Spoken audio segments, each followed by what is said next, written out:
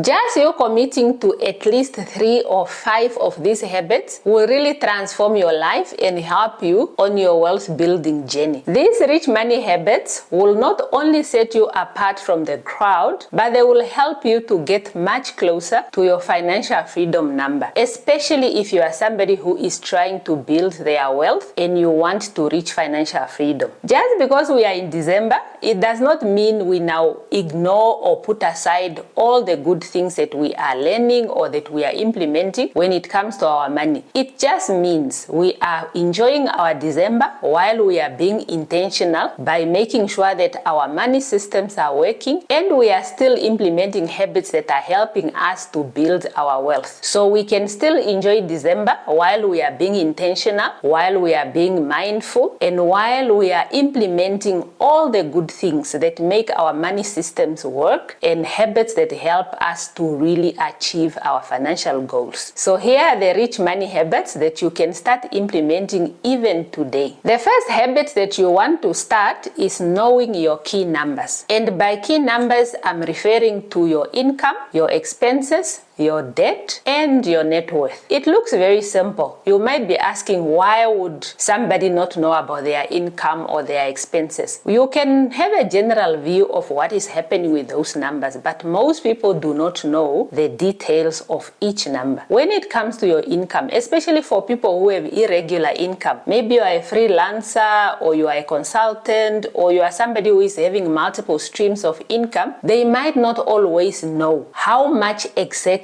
am I expecting this month, or how much exactly have I made this month, this quarter, or this year. And each person needs to have an understanding of how does my income look like. Is it a 30K a month? Is it a 50K a month? Is it a 15? Is it a 5? You need to know that number. From all your sources of income, you want to have that better understanding of what exactly is your income, because from that income is where you plan everything else that is going to be happening when it comes to your money. So you have to be very clear, what is my income? And when it comes to expenses, it also looks like most people know what their expenses are. They pay rent, they buy food, they do this, they pay for school fees. But a lot of times there is a lot of hidden expenses or expenses that you do not even track that are still happening within your bank accounts or within your budget. So you want to really track, where is my money going? Whether it's going towards groceries, towards rent, towards you swiping for KFC, towards you doing what, you need to track and have an idea of exactly what are your expenses. A lot of times there are money leaks that are going out because sometimes people are not looking at all the other little expenditures that they are doing, and those are the things that add up. You giving somebody $100, you buying this thing here, you swiping your card, you making this online payment. Most of the time you are not tracking all those things, but those are expenses that are going out of your bank account or that are going out of your pocket, and you need to understand how much exactly am I spending. And then when it comes to debt, most people also just know that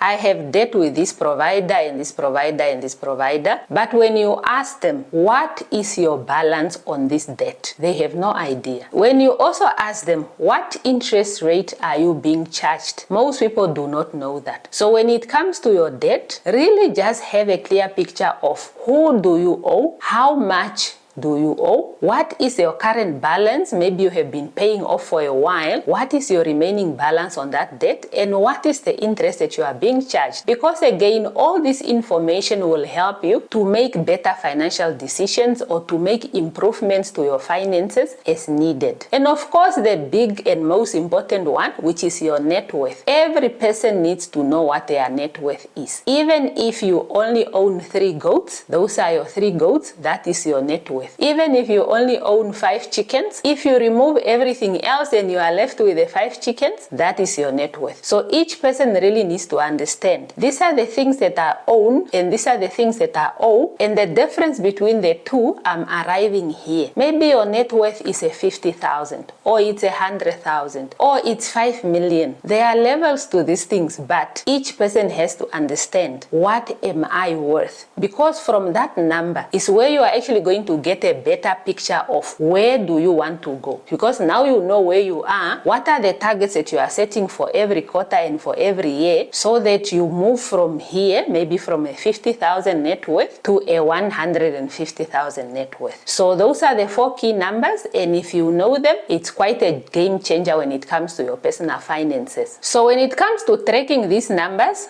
for your income, expenses, and debt, you track these numbers every single month. Every single month you check how much came in, how much went out, what is my debt, where am I standing with my debt. And if you need help to track this, I have a free template for you to budget and another free template for you to track your credit on my website. I will link it in the description below. And for your net worth, you want to track your net worth every quarter. So every 3 months of the year, you sit and you check what is my net worth currently. And as you are doing it through the year, at the end of the year, you can actually see how you progressed from the first quarter to the second quarter to the third quarter until the last quarter, and you can really celebrate with yourself and see how far you have come. Maybe you started the year at a $50,000 net worth, and then you move maybe to an 80, then maybe to 100, maybe to a 130, maybe to a 150. So whatever it is, it gives you a clear picture of how am I moving forward. And each quarter when you review, you look at what is my target for the next one, what maybe can I improve, where can I cut, where can I do better. The second habit is for you to automate your wealth building. Wealthy people do not sit every month and try to negotiate with themselves whether they should invest this 5,000 or not. They just do. You set up your systems in such a way that your money automatically do what it needs to do, and that helps your money to work 10 times, 20 times harder to bring you more money. So you automate your savings, you automate your investments, you automate your debt payment, you automate money for your short-term goals. So it's your sinking fund, it's your investment money, it's your emergency fund, all of these things. You automate it so that you remove that emotion out of it and you remove that human factor out of your finances, so that you don't end up 1 month you invest, another month there's nothing, because now you have taken this money for something else. But if you automate from your transactional account already, once you get your income, all this money leaves and goes where it needs to go automatically without you needing to log in and make a transfer, then you cut out all of that emotion and all of that self-negotiation, so that you really remain on track with your goals. Whether it's your goals to build an emergency fund, whether it's your sinking fund, whether it's your other short-term goals and your investment, which is much more of a long-term goal, then you know that you are already sorted. Your system works on its own. Even if you are sleeping, that money is moving where it needs to go. And like I always say, even when it comes to your investment account, you can automate within that account, so that when the money gets there, you already allocate that a certain portion goes to this, a certain portion goes to that, this goes to that, and that money is automatically invested. The third habit is the 48-hour purchase rule. And this is a rule that has always worked for me when it comes to my own finances. Because for me, whenever I need to buy something which is 1,000 or more, I take that 48 hours to think about it and still see whether after 48 hours I still feel strongly that I want to buy that item or that I need that item. And you know what? Most of the time, that feeling goes away. Sometimes it's the emotions or it's other ideas that you are having in your head at the moment that are influencing you to buy that thing. Sometimes when you really cool down and give yourself time, you realize this is not something that I actually need, or maybe it's not even something that I want. So try using this rule, because it can save you a lot of money, and it can also save you regret, because most of the time we buy things and then after a day or two you look at it and you are like, what did I just do with my money? So this is a rule that is really helpful, especially if you are somebody who is prone to impulse buying things and then you just sit with a pile of things. Some of the things you cannot always return or sell it to another person. It really saves you a lot of regret, and it saves you money on unnecessary expenditure. So try it and really see how it transforms when it comes to you buying things that you have not even planned for. The fourth habit that we are looking at is the Sunday money check-in. Every Sunday, sit 20 to 30 minutes or even an hour if you have time and really look in when it comes to your finances. What have I spent for the week? What went well? What didn't go well? Really reflect and look at what did I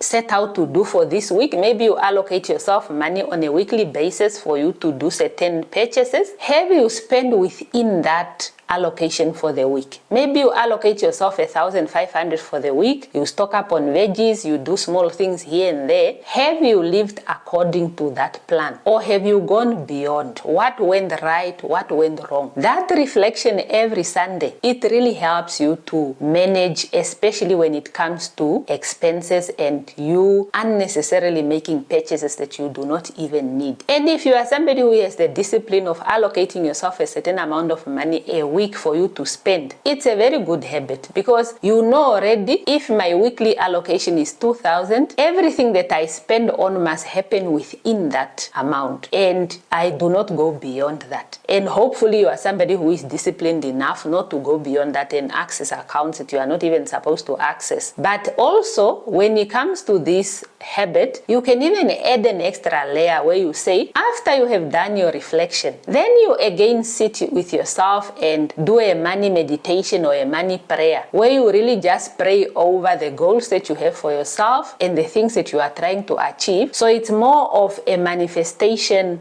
kind of prayer or a manifestation kind of meditation, where you are really weekly saying, these are my goals and this is what I'm trying to achieve, and I just sit and do that and really ask the universe or ask God for assistance in me achieving all these things that I want to achieve for myself. And this Sunday routine, it will keep you away from always doing damage control end of the month. There are people who only look at their finances end of the month. The whole month things are happening, you are not paying attention, and then come month end, maybe you even run out of money, is when you start panicking and you don't even know what to do. When you do things on a weekly basis, it keeps you on track and it keeps you fully aware of where do you stand financially each week of the month, so that you don't run into one month, maybe you have commitments and you are not able to honor those commitments because you have already squandered the money in the first or second week of the month, and now there is nothing left for you to cover that planned activity or that planned expenditure. The fifth habit is for you to build a monthly rich list. And with this habit, you are choosing maybe 3 or 5 things that make you feel rich and make you feel grounded, and you add those things to your list to do for that month. Maybe it's a clean home. Maybe it's your debts that are paid. Maybe it's a stocked pantry or a stocked fridge where you have enough food for the week or for the month. Maybe it's you having an emergency fund, or it's you having a fresh hairstyle, or you being able to go for a massage or have a spa date. Regardless of what it is, you yourself know what are the things that make me feel like a rich person and make me feel like I'm abundant and I have enough. And you add that to your list, and you make sure that every month you do those things that you put on your list. It looks like it's nothing, but really it puts you in the right mindset, and at the same time it keeps you rewarding yourself in terms of what are the things that really bring you joy and what are the things that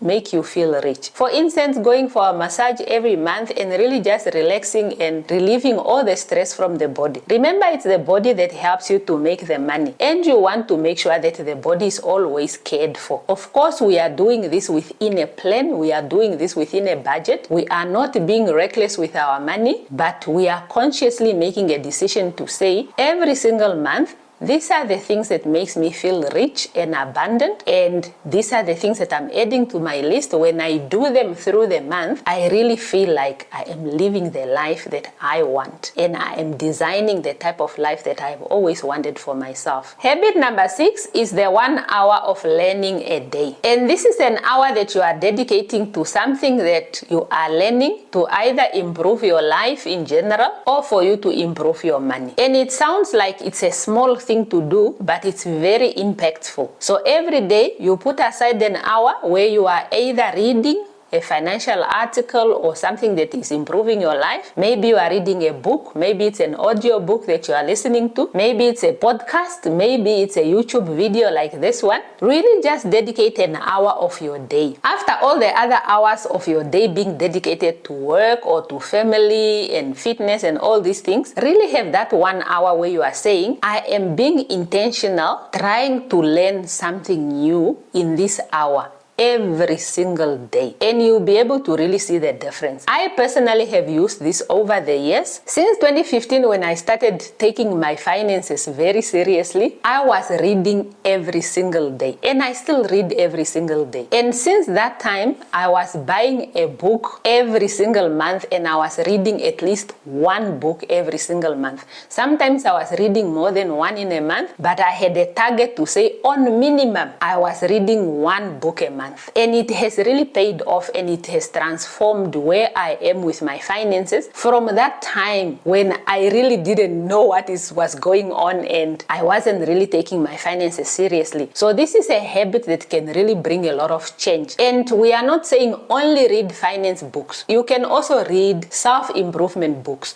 or other books that are in support or helping you with your financial journey, even if they are not about money. Maybe it's about productivity. Maybe it's about health and wellness. Maybe it's about mental health and well-being. It can be anything really that is helping you to build the type of life that you want for yourself. Not just focused on money, but everything that makes your life works and allows you to really build that wealth that you are looking for. The 7th habit is the one goal money plan. And with this habit, you want to choose just one goal for the first quarter of the new year. What is the one thing that you know if you do, it will make the most impact to your finances? Maybe it's for you to build your emergency fund. Maybe it's for you to pay off a certain debt. Maybe it's for you to get a side hustle and start a side hustle. Or maybe it's for you to start and build momentum when it comes to investing. It's really up to you. Which is this one thing that you feel you want to target, and it's something that will really make an impact when it comes to your finances? Then you choose that thing and you stick to it for that first 3 months of the year. You are just set on that goal. And what that does, it removes the focus from everything else, and you are really just focused on that thing, and nothing is distracting you from that. You put all your time and energy and effort into it, and the chances of you actually ticking off that goal is very, very high,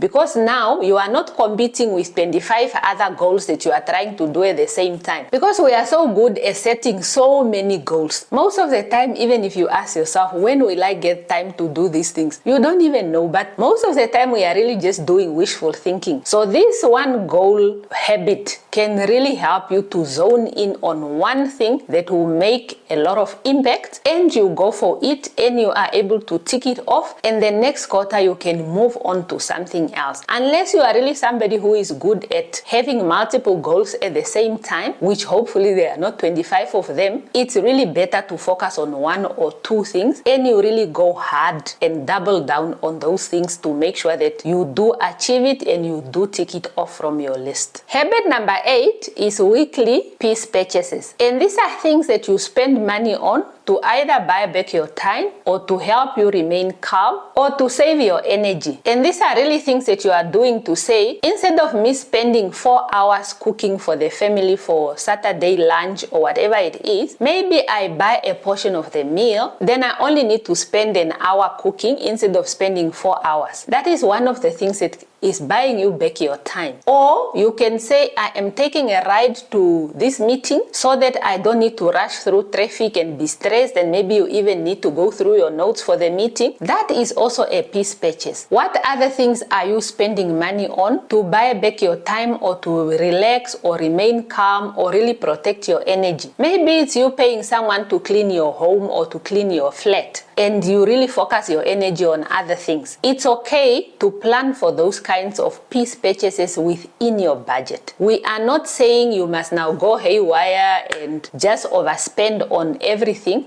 but we are saying prioritize a few things where you say, I do these things to buy a little bit of convenience in my life. I do these things to have a bit more peace in my life or have more calm, because there are a lot of things that causes you anxiety. And if you can actually spend a little bit of money to remove that anxiety or to remove that stress or to buy back more of your hours so that you can spend your hours on more productive things, maybe you are spending it more on making money or more on learning, then do that. There is nothing wrong with that. This is a very good habit, and if you implement it, you actually see how it makes your life flow with ease. And when it comes to this habit, these are small decisions that help you to prevent burnout, that help you to actually manage stress or even prevent stress, and really helps you to remain calm and focused on the important things. Sometimes we are running around and being busy with things that are not really bringing that return on investment that we want. So if you can remove some of these things and really remain focused on the important things, then you can really build wealth and build that life that you want, because now your attention is not divided among too many unnecessary things or things that are not necessarily contributing to that life, but then you are now able to focus a bit more and do a bit more when it comes to the things that are meaningful to you. Habit number 9 is for you to create your monthly money calendar. And this is you actually plotting the different important things when it comes to your money that are happening in that month. Maybe you are plotting your payday. Maybe you are plotting the days you are getting dividends or you are getting interest from your short-term investments or your dividends from your long-term investments. You can also plot on which days are you going to do your weekly grocery runs. Maybe you are stocking up on veggies and fruits.